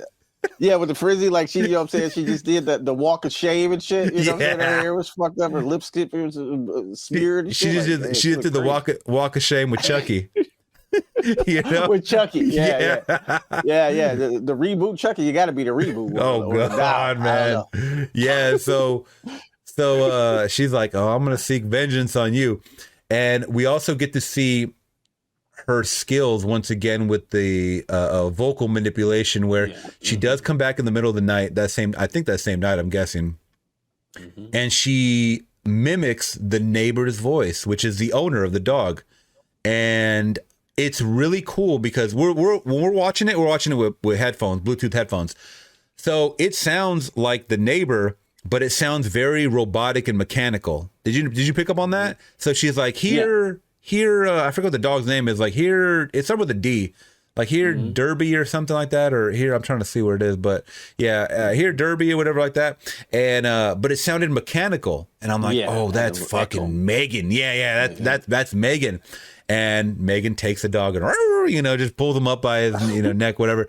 Ends up burying him off in the woods. So that's our first interaction with M3GAN with the neighbor, but it wouldn't be the last. So what do you think of these kills, by the way, all off screen? So my first off, my girlfriend loves like off screen kills. She likes leaving it up to your imagination. I'm the complete opposite. Like I can appreciate, you know, like a Hitchcock kill, right, where it's off screen and all that stuff. It's very nostalgic, right? It leaves it up to your imagination. Excuse me. But we grew up in a time where, where practical effects are very much appreciated, and showing all of that sometimes can be a really cool thing and a very inventive and a skillful, cool thing, right? Absolutely. So what do you think, man? I mean, we'll get into the trivia of why they don't show shit, but what did you think about this off-screen kill of the dog? Yeah. Oh, well, yeah. You know, they're doing a PG-13 thing. I guess they thought it will get more people in seats if the movie wasn't probably rated R. Mm-hmm. So I think a lot of that stuff was cut on the cutting room floor. You can tell they're doing it. You know what I'm saying? It probably was something different, you know, even though I hear it was something different. And then they, I think they just cut it to make it PG-13. They just cut away from the camera. Some of them were all right. I wasn't really impressed with the kills too much per se in this entire film, you know, to be honest with you. You know what I'm saying? Like you say, you know, where we come from, we know what things can, you know, the capability of what things can look like. And then it was just like, that's all right. You know, I mean, that's cute. Even in this day and age with like a Terrifier 2, I mean, they're still doing shit like, you know, old school style, you know, old school, like really rugged and raw and stuff like that. But once again, it is for a PG-13 audience, and we'll get into it with the trivia after the fact. But along the way, you know, Caddy has a therapist who's pretty much checking in on her, which is pretty much like a, I forgot the name of it, but it's like a government, like issued, like where they check in on the child, right? Like a child care, child protective services, something like that, right? It's a name to social worker. Social worker, you got it. You know, social worker, because right out the gate, she's very judgmental, and that's one thing. It's kind of like, I understand you know, you're looking out for the well-being of this kid. You have to realize Gemma's not a mother. She's thrown into this situation too. So she's over here. Oh, you don't have toys for the kid? She just showed up on my doorstep, basically. What are you talking about? Like, I wasn't planning for this. You know what I mean? So she's like, here, you can play with this collectible. And she like rips it open for her and stuff like that and shit. She's like, God. That's worth $500. But go ahead. That's a limited edition. You know, my son did the same thing. I had this limited edition Joker from the first Joker from the original 1989 Batman as the toy. Yeah. And my son was 2. And I came down. He had ripped it open. Oh my God. And was playing with it. And I looked like, well, I guess it is the toy. Hey, you got to say that sometimes, you know? Yeah. You just gotta bite your, just grind your teeth a little bit and just. Very expensive toy. Yep. So I know how that is. And then the social workers always assholes in every movie they're in. Always. If the social workers coming over is going to be an asshole. Oh, you have a little. Is that dirt in your tub? Just a little bit. I'm like, oh, that dish is not washed. We're taking a child away. The dish is not washed. Yeah. Yeah. We're taking a child. So that's kind of what it is. We get a judgmental social worker. And yeah, she's having some interactions with her and stuff like that. And then she, you know, she kind of lets Gemma know, like, hey, you know, you created something great here with M3GAN, because she gets to see her interaction with M3GAN too. She goes, you created something great here with M3GAN, but it's also like a codependency thing. Like, this is, you know, there's long-term ramifications for something like this, you know? And Gemma's like, really doesn't understand, like, what are you talking about? It's like, no, she's going to become dependent on her. You know what I mean? Like, I understand you're trying to make a worldwide toy and you're trying to be successful and stuff like that, but to her, this is like her friend, and you know what's going to happen when she grows up and you can't take her, you know, she's going to hang out with M3GAN all her life, or what, you know, what's going to happen with this? You know, are we going to get an old M3GAN doll? By the way, the marketing for when they build the M3GAN commercial is insanity. Like, they show the M3GAN fandom. They show that you can customize like the skin tone and the hair, and you can make all kinds of different. I'm like, what? Because you could just buy one model and program it to be whoever the fuck you want it to be. You don't have to like put a different skin on, like literally like a face and stuff. It looks like it could just like with the click of a button, you could change the skin tone. Yeah. That's crazy. She made some revolutionary shit for the entire world. You know what I'm saying? Like, if she made that, she is the most coolest engineer since the dude from Terminator 2. You know what I'm saying? Oh my! Think about she's amazing. Yeah, she was thinking worldwide, because think about every single country and continent on the planet having a M3GAN doll, and they could just, you know, right at the box, yeah, it's a white M3GAN, but you just, you know, a couple little buttons, you turn it into you know, a M3GAN that looks like you. There you go. You just created a long-lasting toy that's definitely expensive as shit. Yeah, definitely expensive. Well, what was the price of that boy? What was it, like 25,000 or something? I have no clue. Or did they actually say a price in the movie? Because I don't remember. I think at one time they said the price. I think it was 15,000. Yeah. Oh, no parents are affording that. Who was affording that? The 1%? So somebody get it, somebody get it, you know what I'm saying? People get their income tax, you know what I'm saying? Put a down payment. You can make payments on M3GAN. Let me ask you, what would be a fair price if M3GAN, a life-size 10-year-old doll on the market, I don't even want to go there because I know a bunch of perverts are going to try to buy it, but if there was a life-size 10-year-old M3GAN on the market, what do you think a fair price in stores would be? Because I got a price in my mind that's not too outrageous for what it could do, but what are you thinking? If it could be like M3GAN and change his color and all that, and change his voice and do all the stuff that M3GAN can do, I think 15 is a fair price. 15,000? Yeah. Look, it can literally it can clean up. It can do, you know what I'm saying? It can console your child at night. It can sing songs. It can kill people. But it can do all type of shit. For the average family, 15,000 ain't no chump change. Come on. But like for $5,000, you ain't gonna get a M3GAN and shit. You don't get the dollar store tree M3GAN. You know, you don't get the upgrade Teddy Ruxpin. So you're telling me that they're gonna? I mean, you are right. They are gonna have ripoffs, along the way. I mean, they were already trying to rip off the damn Furby toy in the movie with something else. You have Michelle. Oh God, the Michelle! You got the M3GAN and the Michelle. That's funny. What would be the male equivalent of that? The Michael, I guess, or the yeah. Because you have M3GAN, the Michael, Mickey. Yeah, that'd be interesting. You said Nikki or Mickey? Oh, Mickey. I was like, yeah, Mickey. I was gonna say that sounds like a name from the 50s though. Hey, what up, Mickey? Hey, Mickey. I don't know. No kids are named Mickey anymore. M3GAN was perfect. It's like a real name. True. You know what I'm saying? Yeah. So what's your price? What's your price for a M3GAN? I'm thinking from an average, like just middle of the road family. I'm thinking $1,500 to $2,000. But hold on. But we're talking about just the bare bones M3GAN, right? You're gonna have to pay for all the upgrades and software, all that software packages and stuff like that. She could just do things like walk around, talk to the kids and stuff like that. You want her to have all these, built-in like Amazon features and stuff like that. That's where you kind of got all these subscription-based things that you can add on. I see what you're saying. That's what I'm thinking, like firmware updates and stuff like that. So, and I thought it was cool too. I forgot to mention that when she does like sit down on her charging station, it's like literally like a seat, a chair, like a charging dock, and she just kind of like lays there, which was creepy because her eyes were still open. Yeah, absolutely. And her eyes closed, like when she's powering down or whatever. Or charging. Her eyes were open the whole time. The Chucky even closed his eyes, didn't it?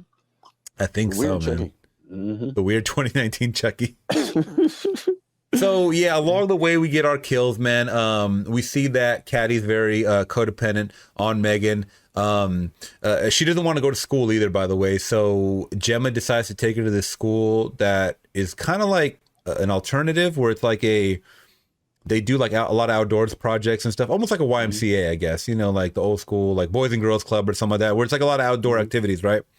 And she's in the woods with these kids, and she takes M3GAN along with her, but M3GAN's got to chill with the teddy bears and all this other shit that they have in the corner. Yeah.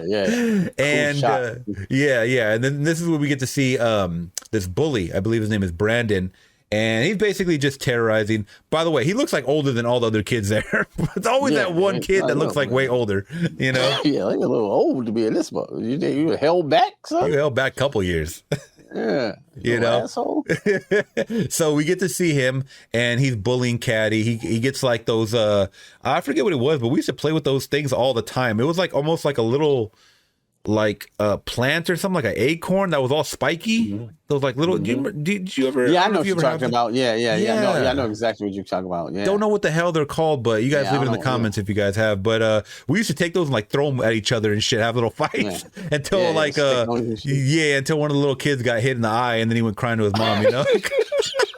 But so for the games. Yeah, so the bully ends up slapping Caddy. Caddy's hand like close with that thing, and then she's over there screaming, hurts and stuff like that. And he's a bully. He's a bully through and through. And then who shows up to the rescue? M3GAN. And this is when he becomes like really fascinated, like, oh man, what's that? Make her say something. And he's doing all his bully moves and stuff, right? Yeah. And once she's like, I'm not gonna, tell her to say anything. She's paired with me. She only plays with me, right? He's like, all right, and he just grabs her and just starts running with her. Yeah. Just takes off with her. First of all, when I saw that, I was like, with all the tech that M3GAN has in her, she's got to weigh like hundreds of pounds.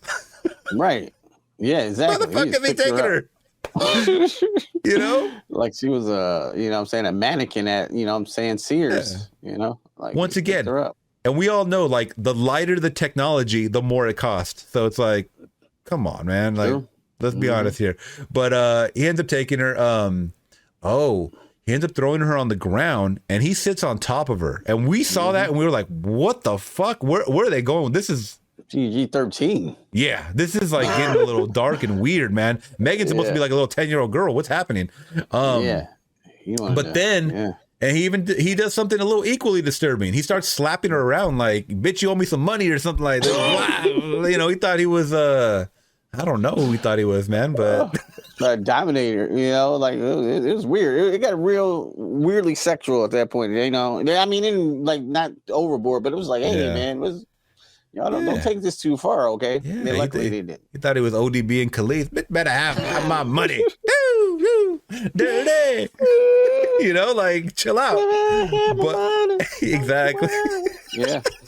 But he definitely gets his, man, as we see M3GAN comes to life, grabs his ear and says one of the greatest lines. She goes, don't you know that bad little boys grow up to be bad men? And I thought that shit was crazy because it translates so much to like what's going on. Like, all the evil men are getting, persecuted nowadays, the Weinsteins and all the craziness, right?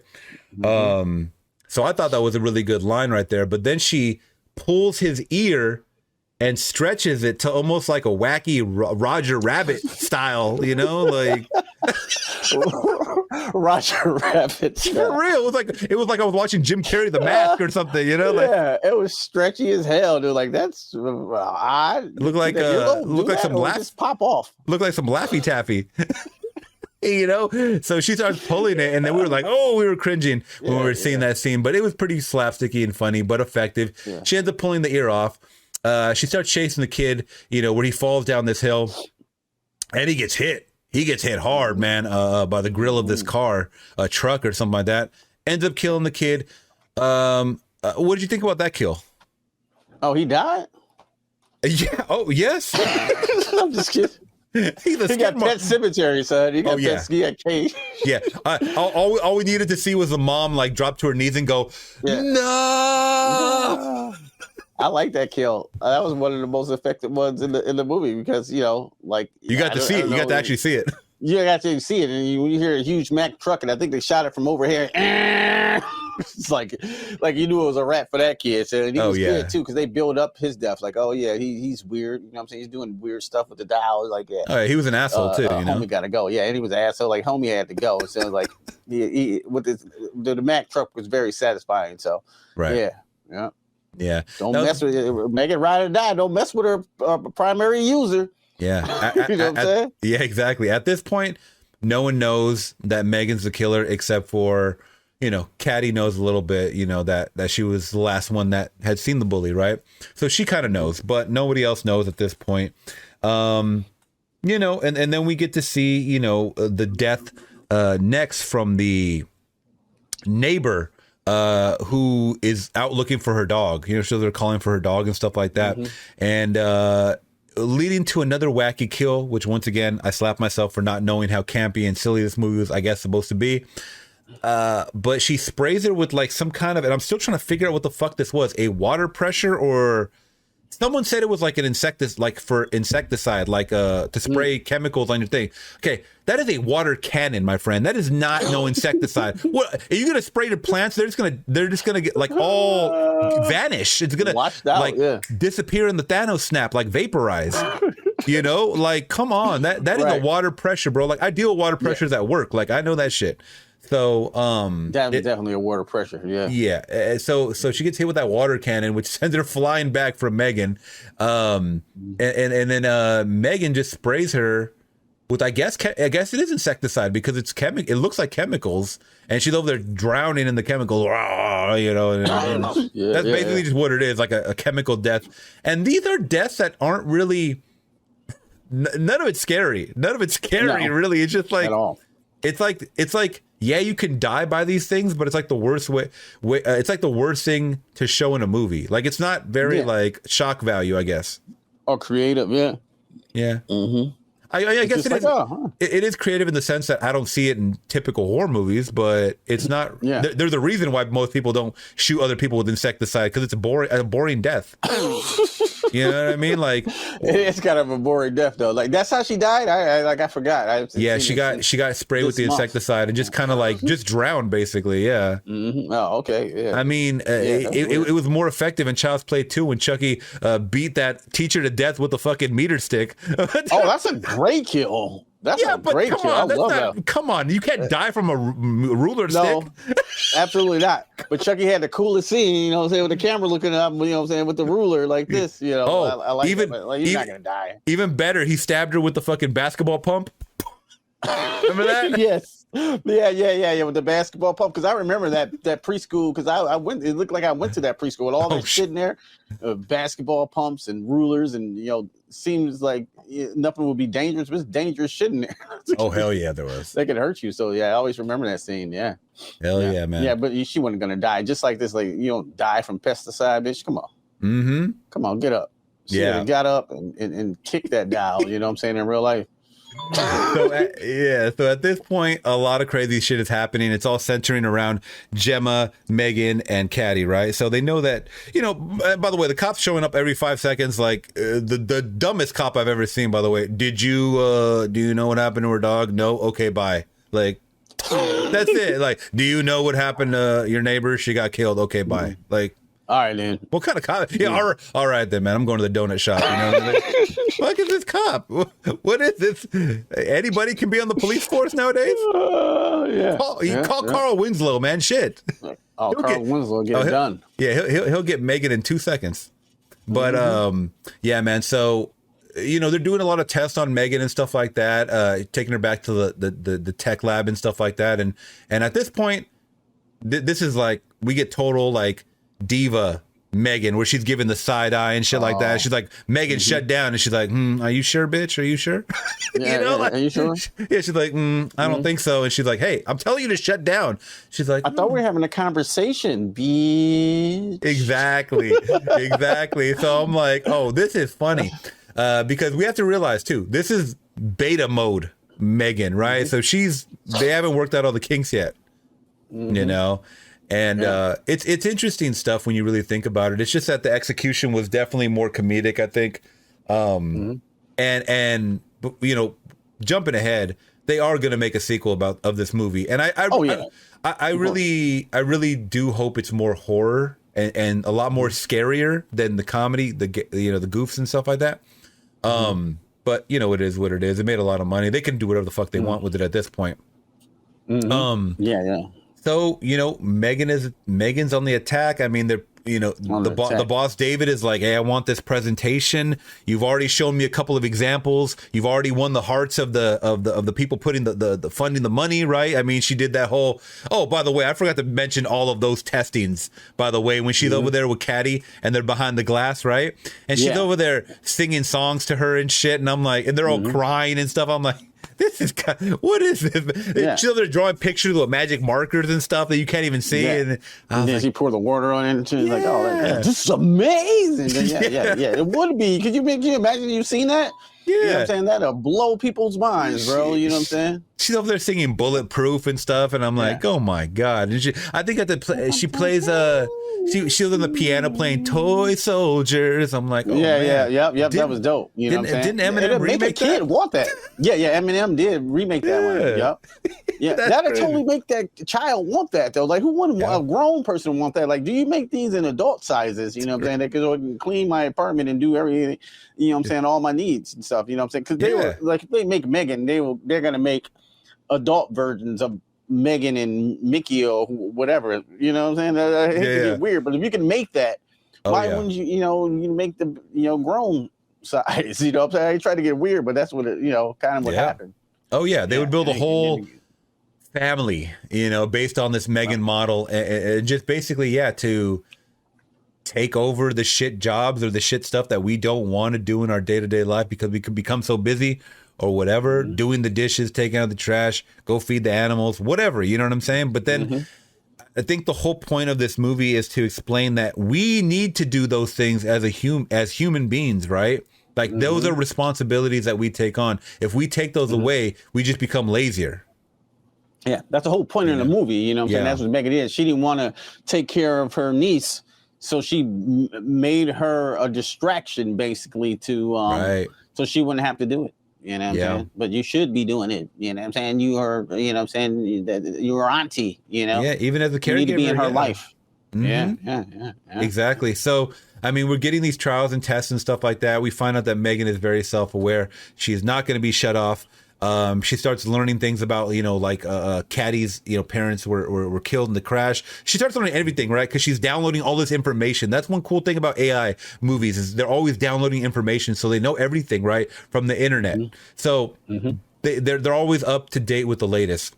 And we're always through this whole movie, we're getting the montages of the dancing and stuff, and they're dancing together like this, and doing all that. Didn't they do that in the damn Rush Hour movie and shit? Yeah, doing all that move and stuff. That was amazing. Yeah, so they're having fun and stuff like that.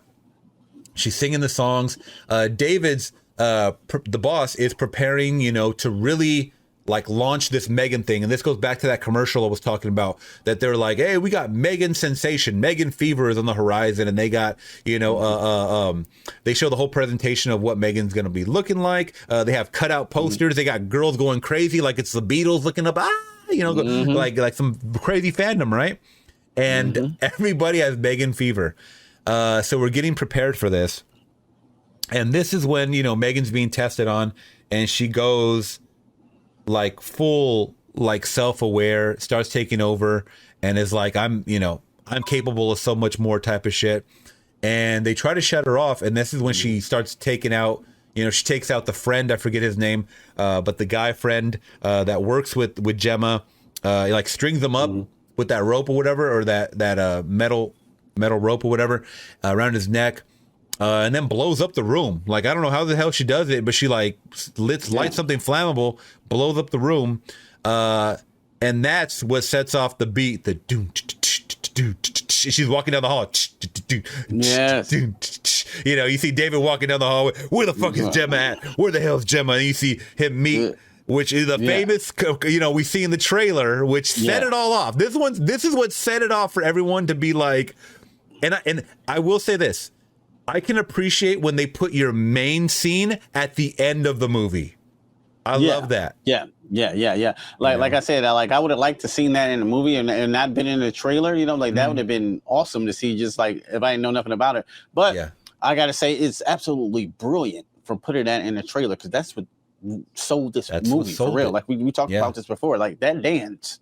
You know what I'm saying? That head twist, that move, those modern moves, those TikTok dances sold this movie and got it to 100 million, because everybody was so intrigued by that. Yeah, and like you said, I appreciate it. They put it at the end. It's like, oh, okay, here it is. Thank God this is at the end here. and I'm telling you, if it wasn't for them adding that in the trailer, having the TikTok dance go viral, I'm guessing this movie would have only made 50 mil.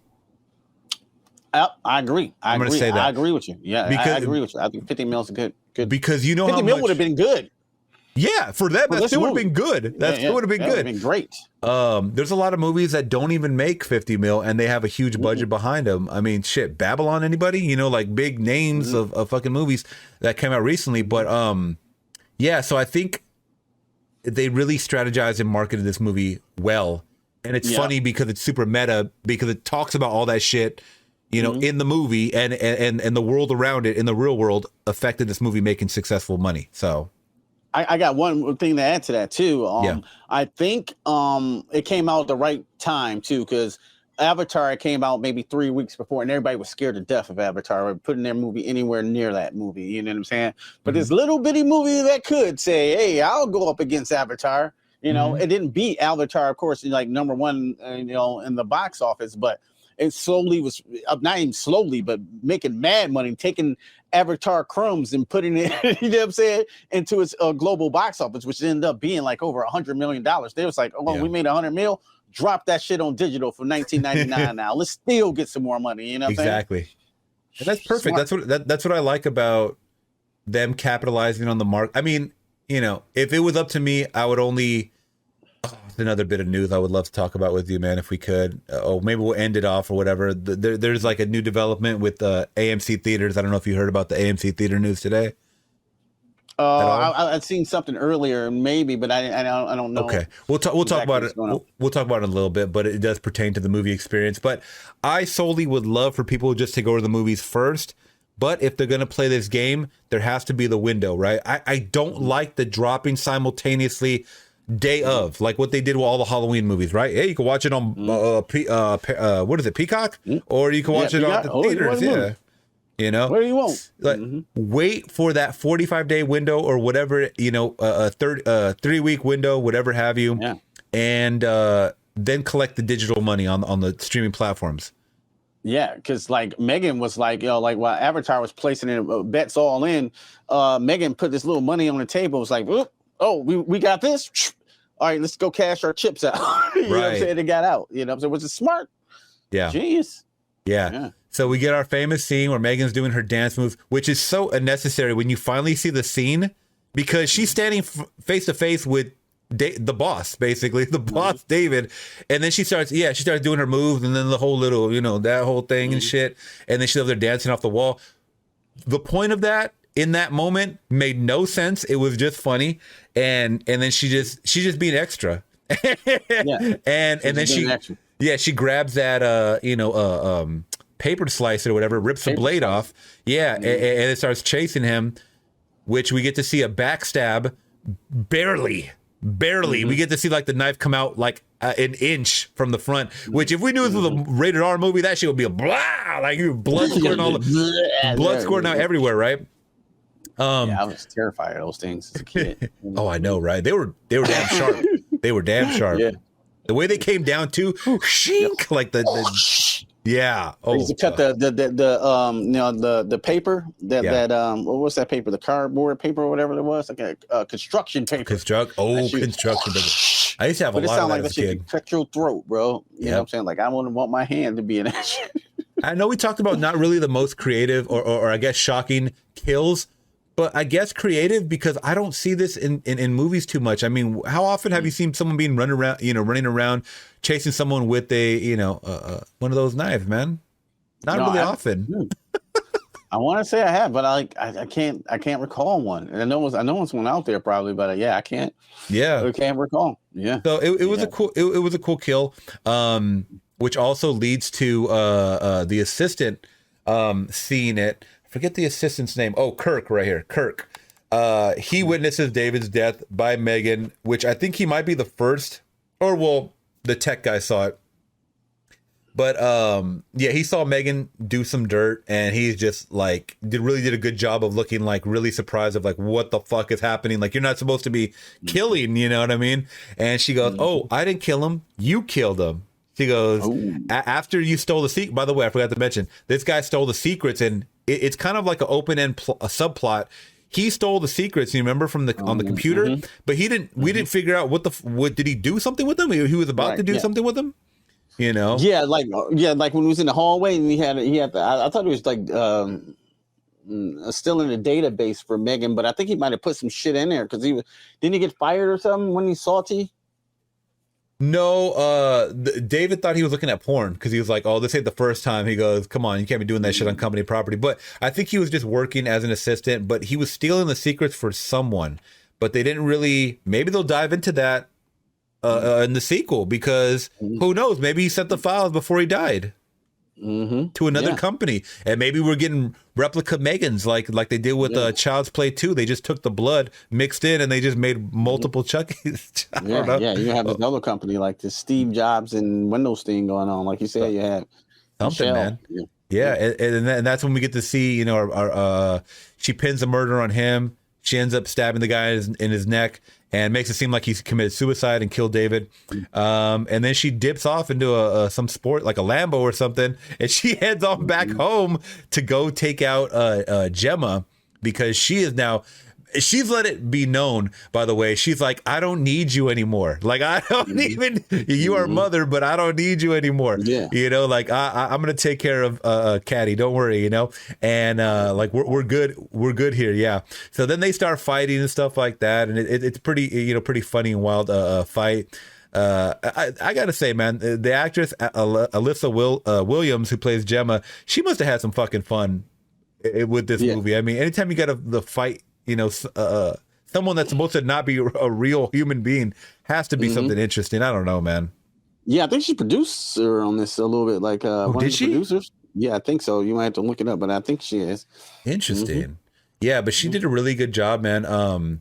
Portraying that. They had a big, you know, a fight and whatnot, and yeah, which leads to them fighting, and you know, she ends up taking Gemma ends up taking those what are like the hedge clippers, and she starts hedge clipping Megan's face. We get the that was entertaining. It felt very child's playish to me. I don't know, this whole thing felt very child's playish. At least it's this third act. You know what I mean? Oh, for sure. Like, yeah, she was about to throw Chucky in the fire, and then he was chilling, just like, yo, stupid bitch. Just start wilding out. It was like, well, the whole time I was thinking like the warehouse scene, like when they were in the warehouse and they were like, remember they cut Chucky in half and he's still over there like crawling and shit, and they're like, that scene. Yeah, it was a face and shit. Oh, one of my favorite scenes. So, yeah, it's great. Yeah, that's great stuff. Yeah, good stuff, man. Kids. You're absolutely right, my friend. Allison Williams is executive producer on this film, so good for her. Oh, so she got paid. Yes. Yeah, very, very cool stuff. Yeah, so this... Oh, yeah. Yeah. And I haven't seen her much, like I said, just Get Out in this. I haven't seen her in the TV stuff. But so, yeah, she ends up fighting Bruce because Caddy comes in with the power glove and she's like, all right, Bruce, let's go. And this is where we get our Real Steel versus M3GAN fight. You know, Rock'em Sock'em robots. Yeah, Rock'em Sock'em. And it's the shortest fight I've ever seen in my life, by the way. Yeah. She just ripped her in half like, brah, like that real quick. Yeah. That's the grand opus there. You know, we seen it coming. Like, if you ever seen any movie, like you said, if they showed it at the beginning, that's going to be the grand opus. That's going to, the thing that ends up going to defeat the monster, you know? Exactly.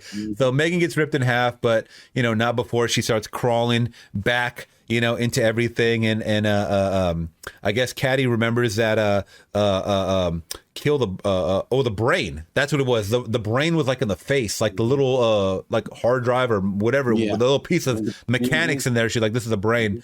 So she remembers that's where it's at. And she stabs her right in the middle there in the face with a screwdriver. Meg is dead. That's it. And kind of just falls back. And that's ultimately what kills M3GAN, right? I totally forget. I think it's what kills her. Oh, no. Gemma jumps on top of her. Yeah. But Gemma jumps on top of her and starts like bashing her face with like the movie that we recently saw, Sick. Remember when she jumps on that guy and starts bashing his damn face with a pot? Yeah, like, damn, that's freaking violent. Yeah. Yeah, so I thought that was funny. Yeah, so basically destroying M3GAN. Cops are called to come help them out with the ambulance, and we're left with a final shot which kind of zooms in a little bit to the home device that kind of like the home device kind of moving around its neck or whatever. It's like it's like, you're busting an Ultron on us, huh? Age of Ultron shit. So okay, I hate that too. They do that at home too. Like, I got some upstairs that's our they're like routers or whatever, like for the extra signal. I'm probably saying that wrong, but they're like, I just go in the room, it's like yellow and shit. Like, what? Why is it yellow? It's creepy. Yeah. Watching. So watch it, listen to it. Yeah, the watcher is there. But man. So that's kind of what we're left off on. That there's a piece of M3GAN just everywhere around us, right? In the damn Ethernet cables. Yeah, would have in the vision, so to speak. It could just come back as anything, right? Which I think that's ultimately what we're going to get into a sequel, because I think it was greenlit for a sequel. I want to say in 2 years. I think 2025. 2025. Okay, 25. Yeah, so 2 years.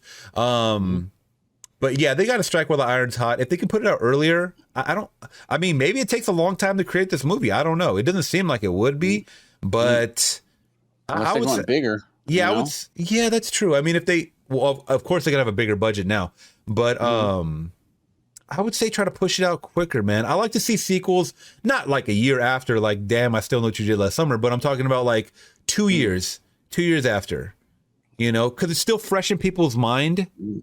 Yeah. I think they can do it, man. 23, 24, 25. That'll be about 2, right? Well, I guess you're right. Okay, I take back everything I said. No. I take back everything I said. I don't know why I'm thinking like if I'm telling you 2025 seems like 5 years from now, but yeah, it does. It's like, damn, it's right here. So it's like this is creeping up on us. Yeah.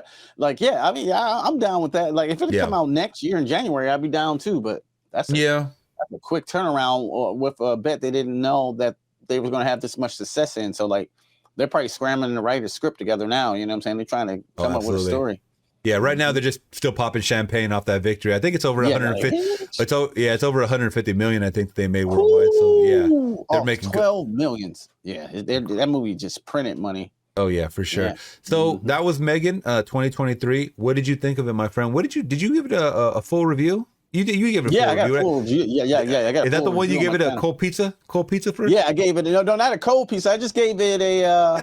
I you know what I'm saying? I gave it an at-home frozen pizza. That's right. Like it's a good movie to have. You know what I'm saying? Get a good frozen pizza and just chill out and watch it and have fun with it. You know what I'm saying? Because I like frozen pizza. I don't know. I like it. That's not a bad thing. I was saying like I like frozen pizza. I eat it every day, every other day for lunch and shit. There you go. Pizza, yeah, and eat it and I enjoy it. But it's not like a 4-course meal, and you know what I'm saying? It's not like the creme de la creme of horror, or I would say this is more of a thriller than a horror any day. You know what I'm saying?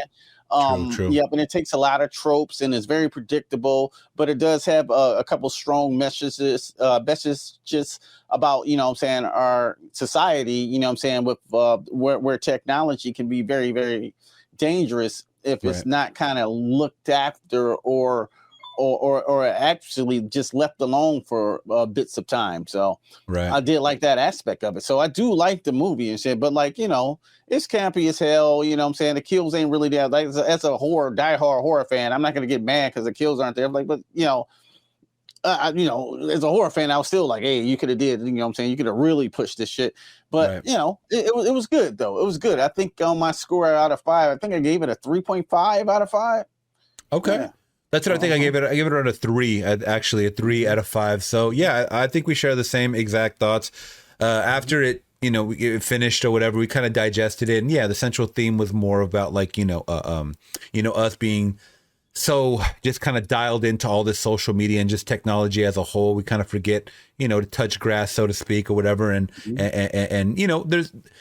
this is not a new inventive story as far as like AI gone wrong, right? Once again, Terminator things have, they talk about Skynet and shit all the time in movies since the 80s, man, or even probably farther, even, back then, the sci-fi movies about, AI taking over and stuff like that. So it's just that this is the newest thing. It looks a little different than what we've seen before.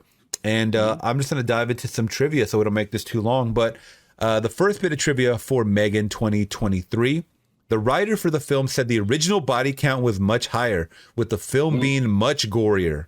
Writer Akilah Cooper hopes that the film will eventually have an unrated release. So if we get an unrated cut of M3GAN and we get to see, let's just say on screen, they're the same kills, but they're done in a little gorier manner, would that up your score a little bit or no? Probably so. Then it'd be more of a horror movie. You know what I'm saying? Okay. I think so. I mean, like if they kept it, yeah. If they can make it more gory, it might go up maybe a half a point or a point to a 4, maybe. I got to see it though. I don't know. Okay. What do you think? I think my score would be the same. Same. All right. If I'm being honest, because I'm trying to think, even they would have to add new kills for me to even rewatch this movie. This movie is a one and done, so they would have to add new kills. You know what would be interesting if they killed the therapist, because they didn't show what happened to her. Yeah, true. That's what I was thinking. Like if they had more kills in it, you know, it might have upped it. So yeah. If they could have done a couple little. Also, I would have liked to see the tech friends get killed too, because that's kind of motivation for Gemma to just go crazy on Megan, right? But you know, it is what it is. All right. So next up, the film was originally shot as an R-rated movie until the producers noticed while editing that it was close enough to PG-13. They reshot certain scenes to tone down the violence and believe that it became more effective than actually seeing the violence on screen. Jason Blum cited Drag Me to Hell from 2009 as a good PG-13 horror film that was effective.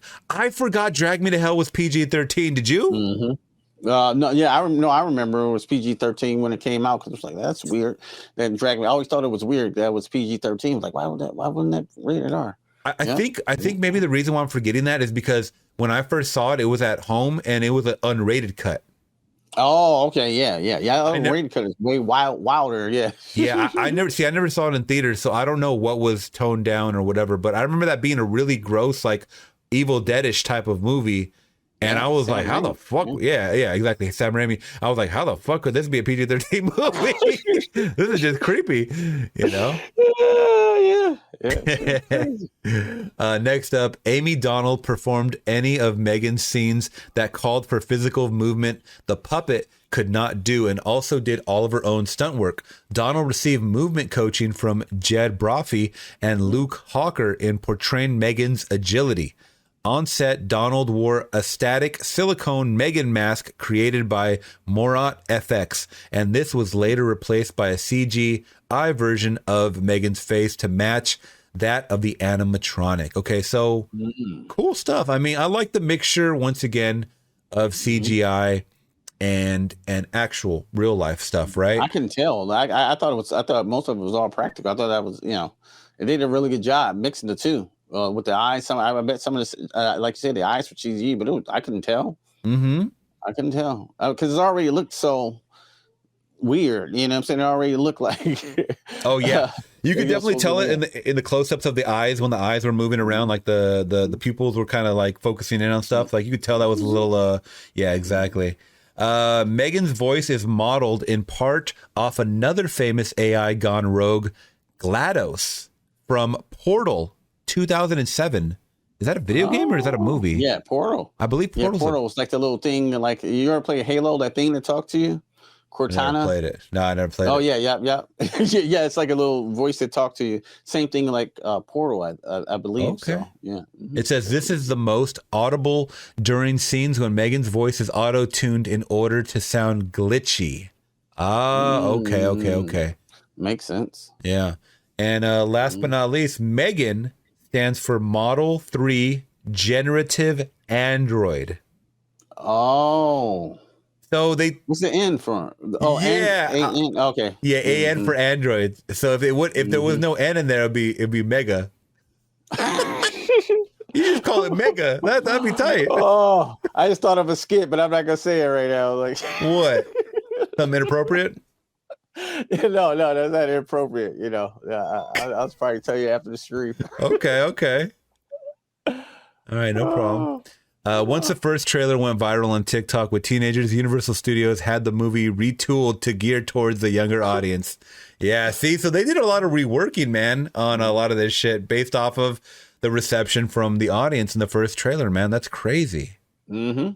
And it worked. Oh, absolutely it did. It's like changing Sonic teeth, and like, hey. Oh God. Good now. Thank God they did that.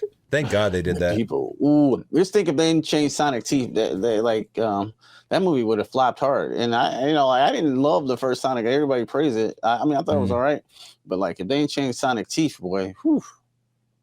The Sonic thing for me was like, if they would have cut out all the stupid human element of it, that goofy ass guy that's always in those damn goofy animal movies or whatever, like cut his ass out, man. Like I just want to see Sonic, dude. I just want to see Sonic, Tails, and Jim Carrey was good. So I thought Jim Carrey was pretty good. A lot of people didn't like him. They thought he was too goofy, and that's what Robotnik's character is. I mean, that's so it's like what the fuck do you want? Like, come on, you can't have the best of both. You can't have what do the people want, man? Like, what do you expect? I want like, a serious robot that, like, Yeah. you know, Heisenberg. You got to be like Heisenberg. Like, what? yeah, like what kind of Sonic movie are you trying to make? Like, like Sonic the Dark Years or what? Like, Yeah, you the know? dark years, the Dark Tales. Yeah, what the fuck? People are never satisfied nowadays, man. It's crazy. The but Dark Rings. Yeah. Dark Rings, yeah.